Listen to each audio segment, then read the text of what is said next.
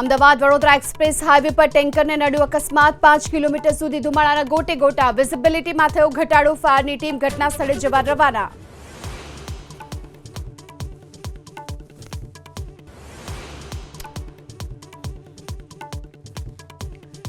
ભરૂચમાં લાંચો તલાટી સકંજામાં વારસાઈની કામગીરી કરી આપવા માટે લાંચ લેતા ઝડપાયો શુક્લતીર્થ ગામનો તલાટી વીસી રવિરાજસિંહ પરમાર ચિરાગ ત્રિવેદીની પણ ધરપકડ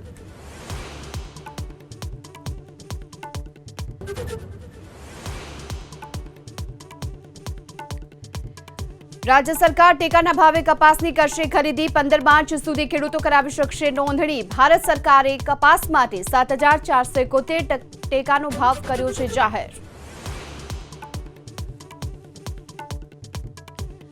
पाकिस्तान में passenger train hijack Baloch liberation आर्मीए ट्रेन हाईजेकनो कर्यानो दावो